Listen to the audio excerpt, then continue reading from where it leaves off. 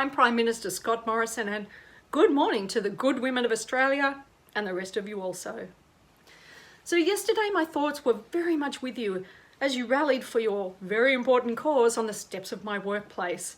You certainly made your presence felt, although I must admit I didn't really feel it myself because I had a busy day doing very prime ministerial things instead. I will say I was somewhat disappointed you declined my offer to host a delegation of your group in my office inside the building where the nasty business occurred that caused all the fuss in the first place. But being the great guy that I am, I've moved on, and I know you can too. Look, I love women, and because of that I know and understand that when it comes to, these kinds of things that are sometimes blown out of all proportion, that you girls are really terrific at just putting things behind you and getting on with it.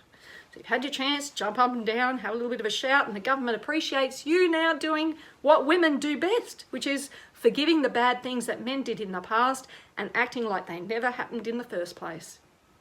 Now, despite not coming out to say hello, I did give you all a little shout out in question time, pointing out that at least you weren't being shot at, despite your bad behaviour. After all, we Australians respect the right of our wives and our daughters to vent their spleens in public if they like. We've learned to accommodate these little emotional breakdowns, just like when we do on the couch at night when you do your little meltdown thing and we nod and we top up your wine for you. So it's clear that we men are actually capable of empathy and non-violence despite what you girls say about us. And let's just hope that in the future you remember to be very grateful for not being murdered while you demonstrate your rights without having to be reminded. So look, we men know that you women don't really expect us to fix these problems of yours. These outbursts and emotional outpourings are just part of your process, and we totally get it. You always end up coming around to your own solutions after talking at us about them for a little while, and we've learned just to be patient and wait it out. We'll do exactly the same thing this time. We would, however, like to point out that a few bad apples don't spoil the whole barrel, and women at least owe all men the benefit of the doubt, basically because we're asking nicely for it.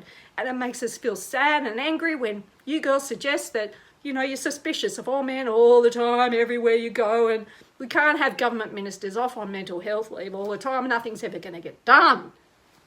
I think, really, we can all agree that Monday the 15th of March 2021 was very productive.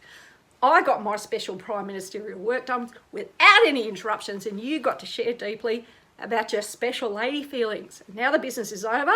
I think I speak for all Australians when I say, well done girls for using your words instead of resorting to disruptive behaviour, because we don't want that, do we? And personally, I'm really glad that nobody sexually assaulted or shot you yesterday at my workplace. And I think you'll agree, this is a sign that things are already getting better all by themselves, which is great because we've no plans to facilitate actual change as a government for the foreseeable future. So ladies, just like when you're having that little cry at the end of your big day, you just let us know when you've worked through it, come up with some actual workable solutions. Because we men know better than to try and fix your problems. We've been there, done that. We're so looking forward to watching your success and enjoying the benefits, having done absolutely nothing for our part to achieve them. Signing off, kindest regards, Scott Morrison, your Prime Minister.